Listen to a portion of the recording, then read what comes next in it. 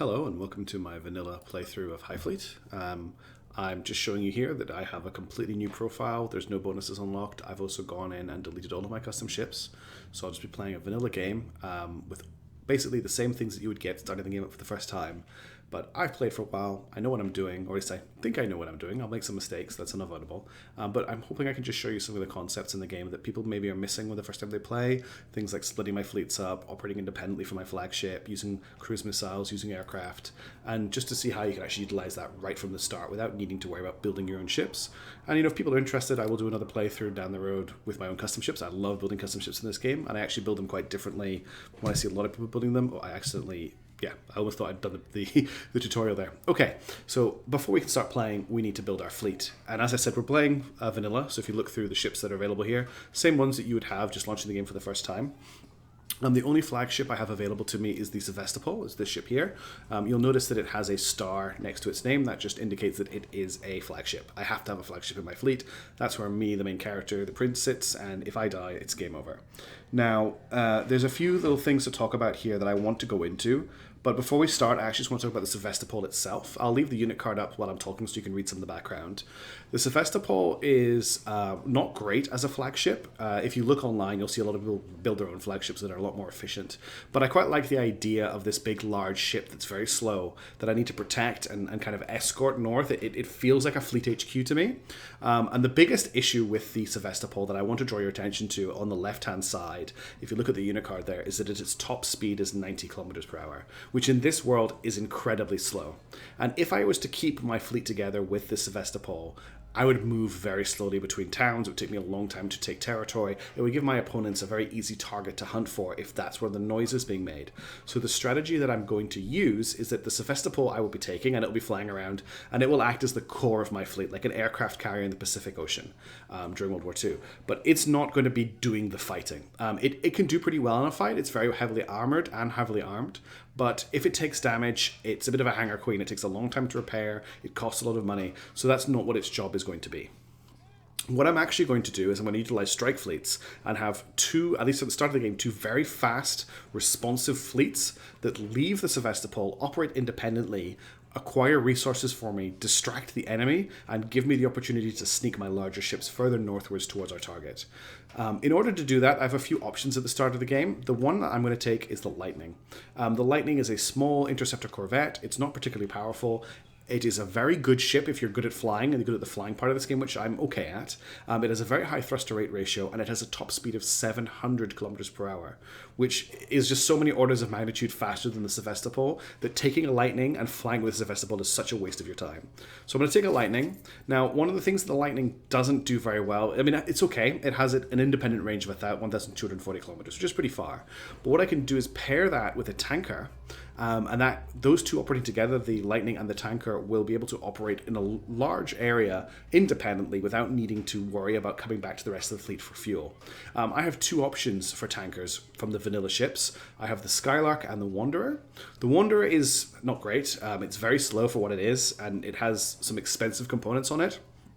The Skylark also has some expensive components on it, but they're really useful. So if I mouse over the Skylark here, it's a tanker, it has a large fuel capacity, and it has something called an MP404 and an IRS-1 Mars. These are both passive sensors.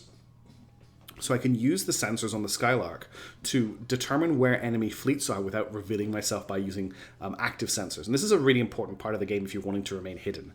So not only is this ship providing me with fuel, not only is it reasonably fast at 590 kilometers per hour, not as fast as the Lightning, but fast enough, but it's also doing a job. It's not just carrying fuel, it's actually passively scanning. So I'm going to take one of those. Now, I mentioned that I wanted two of these fleets, so I'm actually going to take another Lightning and another Skylark, and that is my strike fleets setup.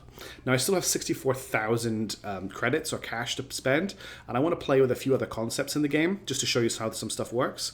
There's only one aircraft carrier available in the vanilla game, at least when you first start playing, and that's the longbow. So I'm going to grab one of those just so I can do some early aircraft play, because aircraft are quite useful. Now, the other thing I want to show you are strategic missiles, which are missiles that you use on the strategic map, not the tactical gameplay.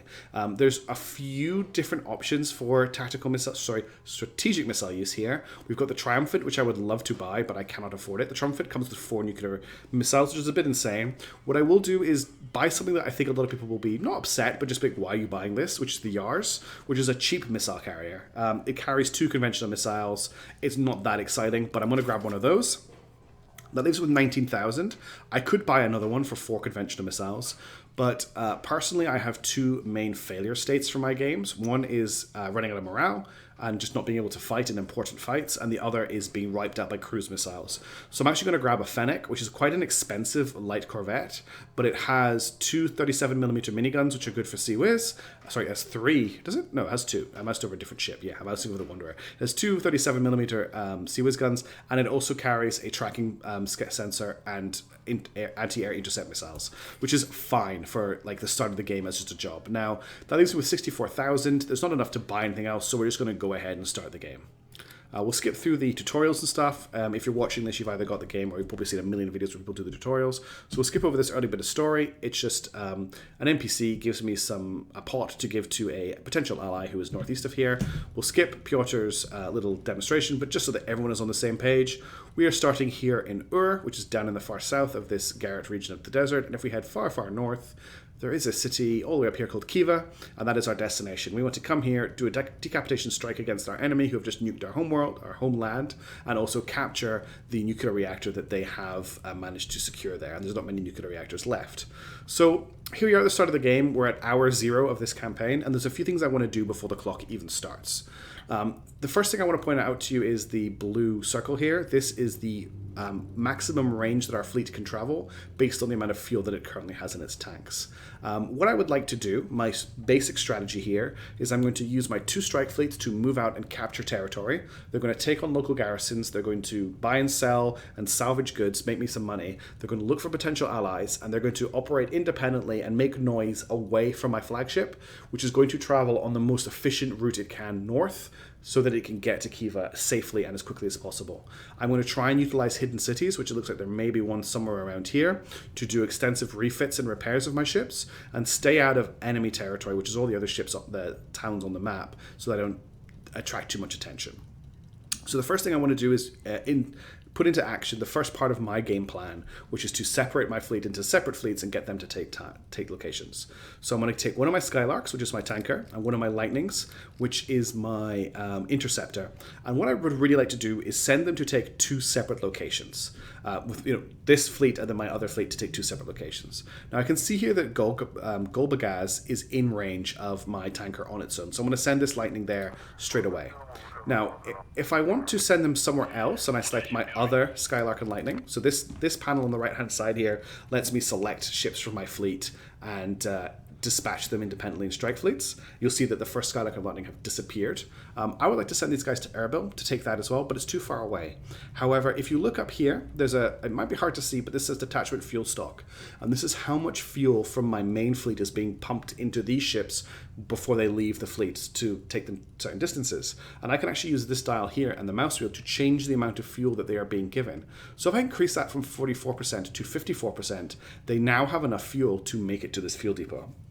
One other thing I want to point out is we still have this outer circle that shows how far they can go. There is now an inner circle, and the inner circle is how far they can travel and return on the amount of fuel they currently have. So if I want them to be able to return to the fleet, this is as far as I can send them. I'm quite happy for these guys to operate independently, so I'm just going to tell them to jump across the desert and take this location here. This means that we now have 3 separate fleets. We've got our primary fleet, which contains the Sevastopol, the Longbow aircraft carrier, the Fennec AA carrier, and the Yars missile carrier. And then we have 2 separate fleets represented by these 2 circles. We have one here that has a Lightning and the Skylark, and another one that has a Lightning and the Skylark, and we can see where they're heading.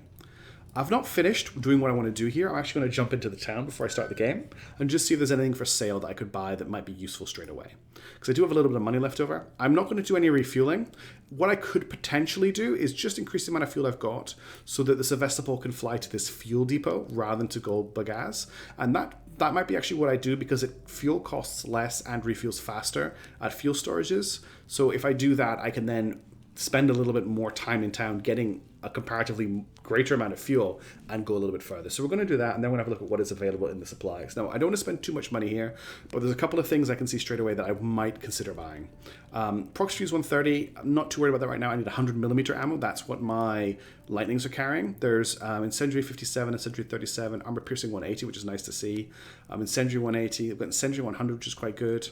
But the main thing I'm looking at here is there's some aircraft rockets available. Aircraft rocket, the 122mm aircraft rockets aren't amazing, but they're pretty good against lighter ships. So I'm actually going to buy maybe about 30 of these, just so that I have a missile to equip to my fighters if I want to send them out to support my strike fleets. And that's all I'm going to spend here. I'm not going to buy any incendiary ammo for now. There's nothing else here that I'm desperate for. If there was some AP ammo or some proximity fuse ammo, 100mm, I'd get that. But no, I'm pretty happy with this, and I'll save the rest of my money for when my fleets arrive. Now, I mentioned before, I know I haven't unpaused the game yet, there's a lot to go through, but I will get going quite soon. I mentioned before that I want to stay secret. I don't want to make too much noise. I don't want the enemy to identify where my flagship is and attack it, because one of the worst things that can happen in this game is the enemy are searching for you actively. They are vastly outnumbering you. They've got some very powerful fleets out there. If they locate where your flagship is, they will just launch strategic missiles at it from across the map, and eventually one of those will get through and it will hit your flagship and you'll be wiped out. So I want my strike fleets to make a lot of noise, but I don't want my flagship to make a lot of noise. So in order to make sure that we're as stealthy as we can be in a massive ship, I'm actually going to turn my radar off for now. I will use it later, but while my radar is active, every time my radar does a sweep, it sends out a ping, and then when that sort of signal hits something and returns to us, that's how we identify that we've detected something. But other ships can detect that ping. I don't want them to detect my flagship, so I've turned that off. What I'll be relying on very heavily in this playthrough are my passive sensors, and I have 2 of those in all of my fleets. I have my ELINT sensor, which I'll explain when it becomes valid, and I have my infrared sensor. The infrared sensor is quite short range, but it detects the thruster emissions from both your ships, and I believe it can detect missiles as well, though I've never been successful at it. So it's a very good way of tracking somebody down who's trying to hide from you, or just identifying when you're near somebody. If you look down at this ring right now, you'll see there's a large spike here. That is my flagship detecting the engine emissions from my strike groups leaving this location. So if I unpause the game and you keep an eye on this area here, you'll see this spike split off to represent my 2 strike fleets heading into 2 different directions. So what we should see is a spike at about this area here and another spike at about this area here. So I'm going to unpause now, just see how that goes. So we'll give them a second to take off. It does take a couple of seconds. And that's them taking off now, and you can see the 2 spikes that I predicted showing up here, and that's them leaving and flying away. And I want to draw your attention as well to how fast these 2 little fleets are. I've seen a lot of early player gameplay of this game, and I know that not all of you are doing this, but a lot of people just keep everything with the Sevastopol until they get very close to a town and then send out a strike fleet, which is fine, but the Sevastopol is so slow, and that these guys are going to cover the distance in less than 2 hours, just slightly over 2 hours, to be able to be dealing with things. I don't even think the Sevastopol is going to have finished refueling by the time they've reached their first destinations. I'm not going to fast forward too much of this campaign because a lot can happen very quickly and it's very easy to miss things. But our first objective here, we're going to take Golbagaz, I'm going to take Erbil, we're going to get the Sevastopol over to Erbil and refuel it, and then this strike fleet will probably move up to Paran, and this strike fleet will move up to Goshen. We know that there is a Tarkin northeast of so they're probably at either Suva or Zartana, so this strike fleet's first job will be to find that Tarkin, who is a potential ally. That gets me some free money, and it gets me a free ship. Now, this strike fleet is approaching this town, this red circle around the town. This is the visual and I think like light radar detection range of the town. If they detect any large ships within this radius, they can set off the alarm. Down here in the bottom right hand corner is a little probability indicator that tells you how likely you are to surprise the garrison. I have a 99% probability with this fleet. It's small enough that it's not going to show up on radar. Even so, I'm going to independently select my Lightning and send it ahead of the Skylark, just because it's a little bit faster and it means I'm dealing with scavenging as soon as possible, and scavenging is what can take a lot of time.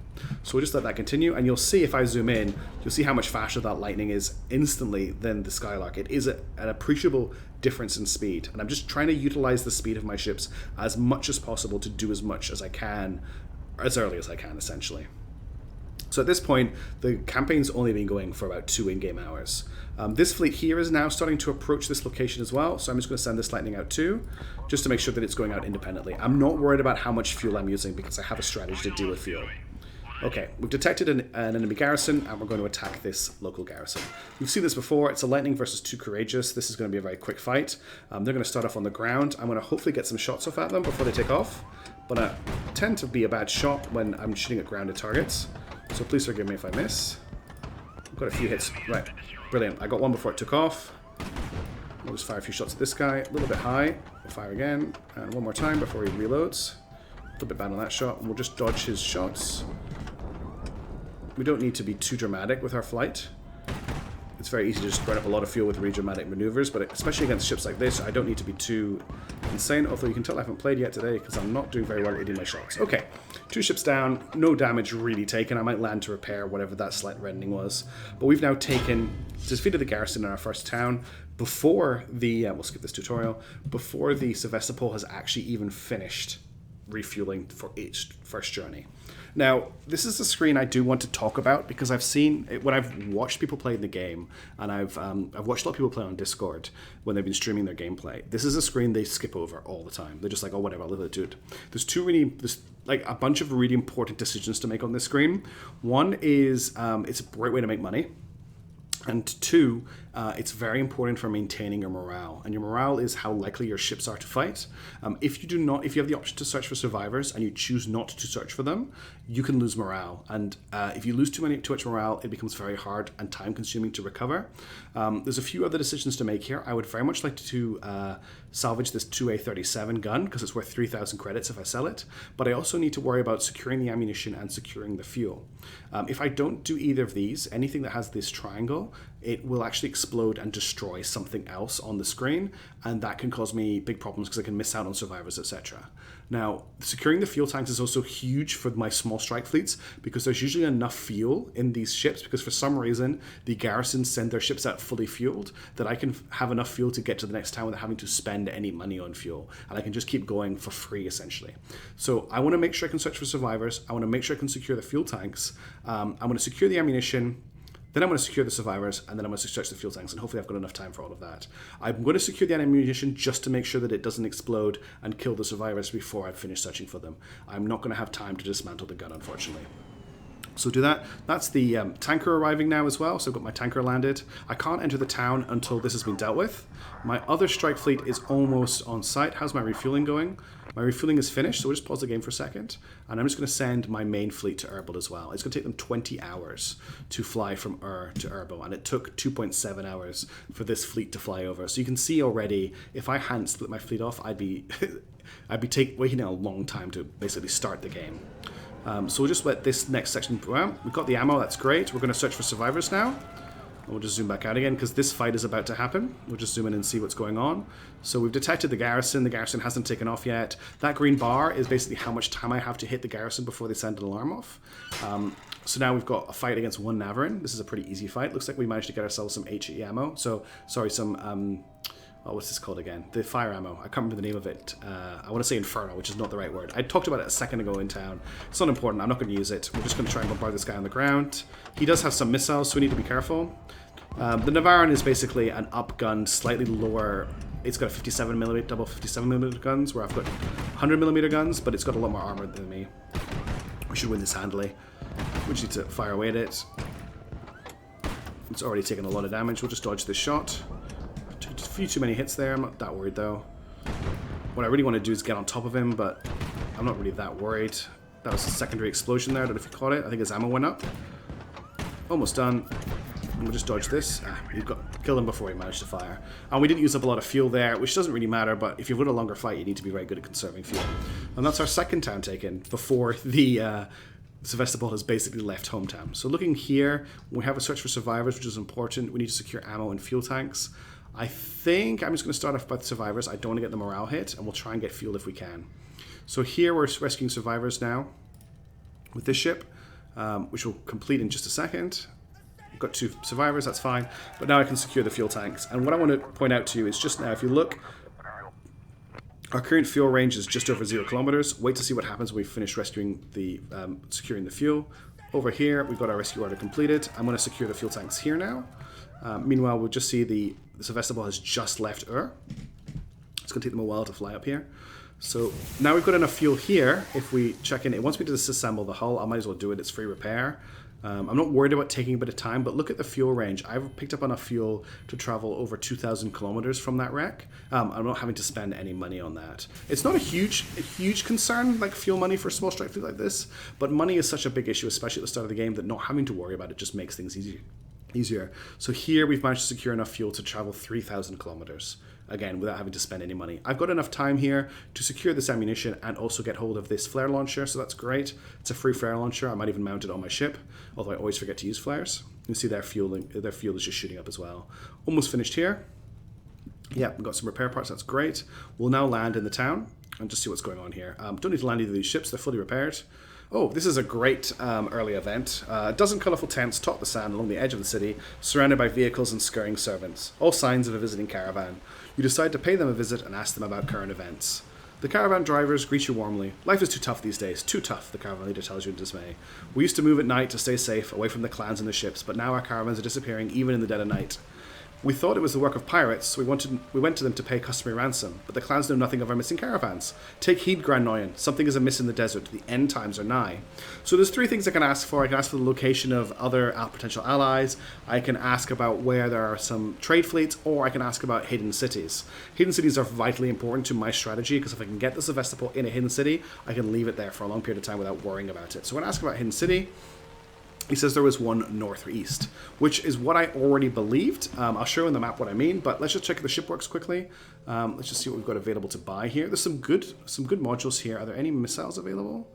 No missiles, just lots of buildable missile materials. I'm not too worried then. I'm not going to make any changes to my ships. Let's see what's going on in the supply section here. I've got tons of fuel. We've got a few things that I'm interested here. We've got some 22, what are these?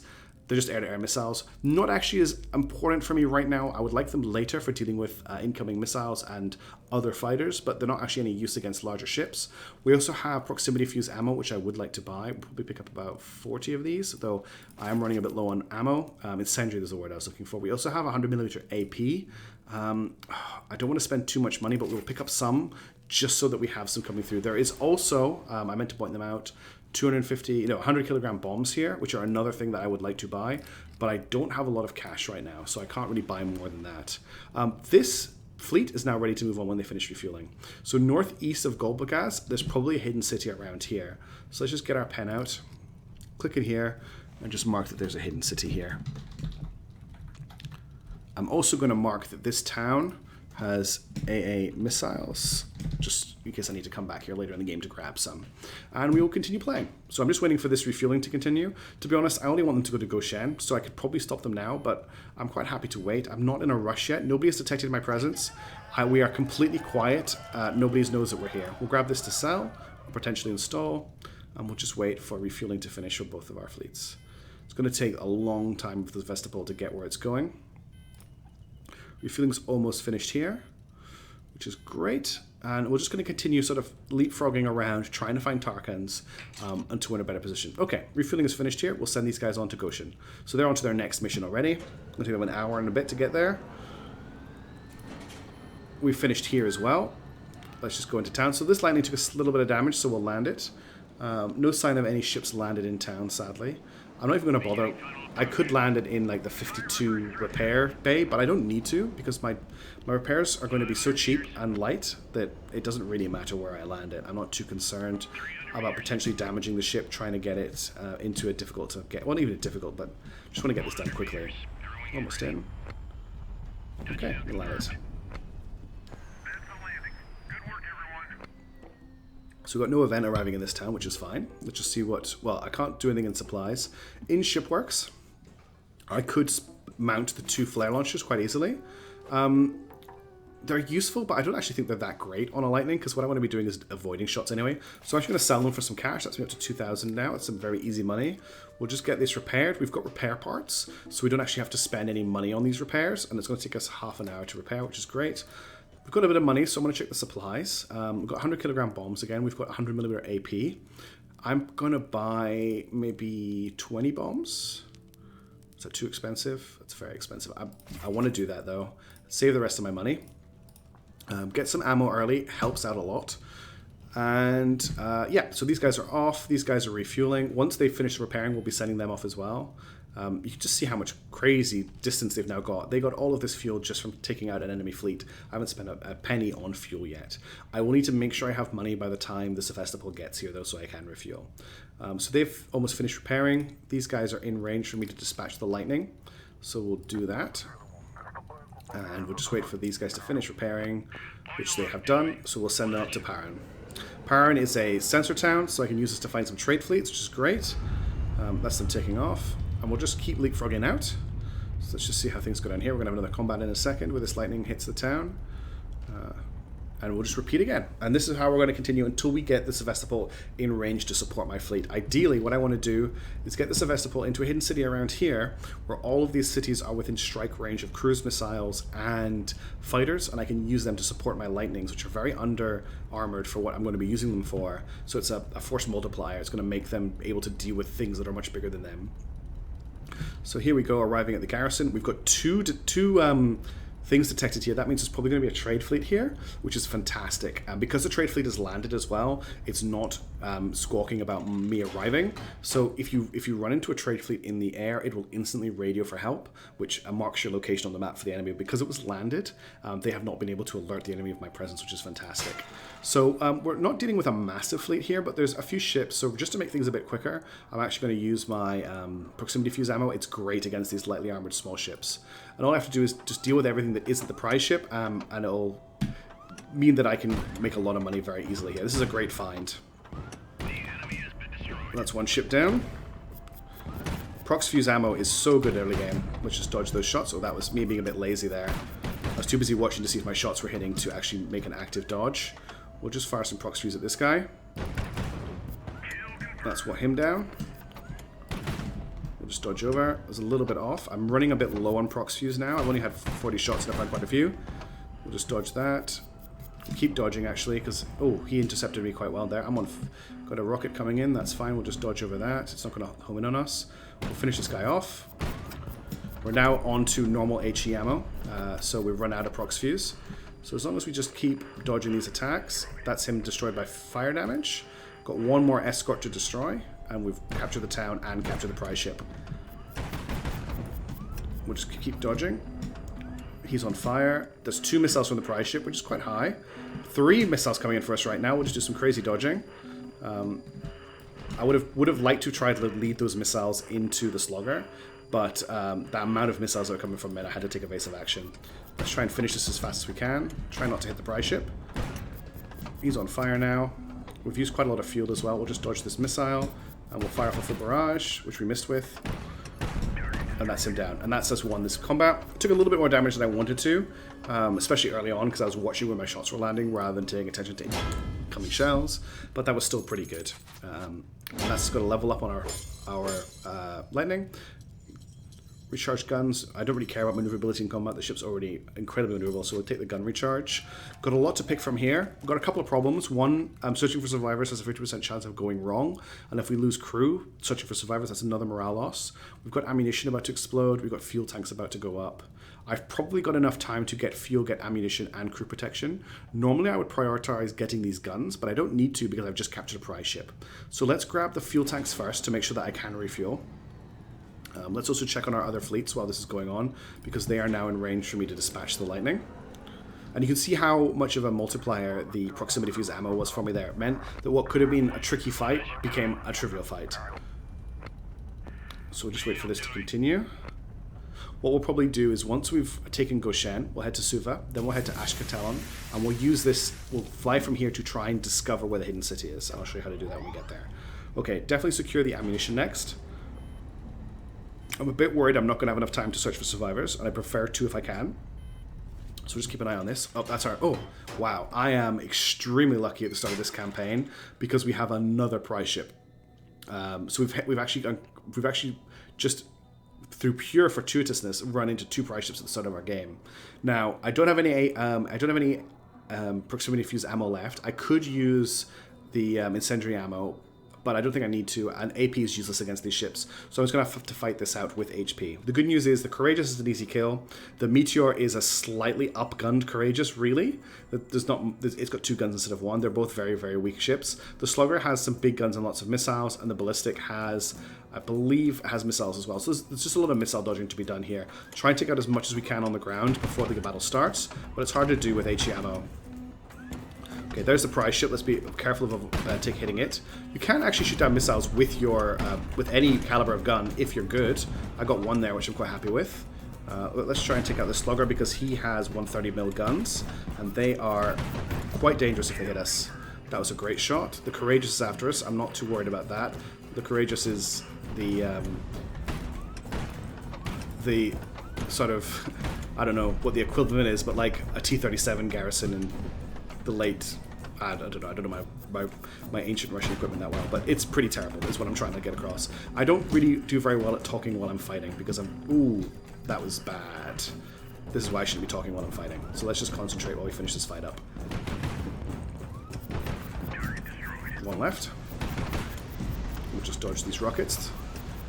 Rockets do a lot of damage, but they are also very hard to aim at fast-moving ships. They're a good way to upgun a lighter ship to deal with bigger ships. Dodge this rocket very easily. We'll try and lead it down. It's probably not going to hit. No, didn't get the lead properly there. You can sometimes swing rockets around your ship to hit other ships if you're good, which I'm not. So we'll just dodge his rockets. I don't take a hit from them. We're down to 38% fuel, so we need to wrap this up quite soon. He's on fire. Just slightly overshooting. That's it. Okay, so I took a big hit there, which I'm not too happy with, but it was okay. So what we're going to do here is we'll just quickly deal with the outcome of this fight, and that's where I'm probably going to end up finish this episode. So you haven't seen anything too exciting, but you've probably seen us kind of start things. So we've got veteran medic, casualties, maneuverable, or faster repairs. That's fine. Ammunition's about to explode. Survivors are about to go. I'm going to go straight for survivors. Let's check this other fleet. And yeah, so just to pause the game for a second and finish up the sort of first video that I've done, our plan, again, is to operate these 2 separate strike fleets to cover ground and take territory and find allies and find good equipment. We'll use the Sevastopol to slowly creep up towards wherever this hidden city is, and then from there we're going to utilize the Longbow aircraft carrier, we're going to utilize the Yar's strategic missile carrier, and the Sevastopol has some strategic missiles as well, though they are nukes and I don't want to use those, to support the Lightnings as we try and build up a bigger fleet to continue heading north. Our next big objective, just having a look at the map, is probably going to be Tabal, which is our first fleet HQ, which will be a bigger fight, and it'll probably be where we first really utilize cruise missiles and or fighters to weaken the place before we hit it with our lighter ships. So hopefully this has been interesting. I'm going to go through more concepts as the game continues, how to use ELINT, how to launch missile strikes, how to use your fighters, which we do have a small fleet of, and also because I'm using vanilla ships, I'll be going through some refits as well. But yeah, hopefully you enjoyed this, and I hope you catch me for the next one. Thanks.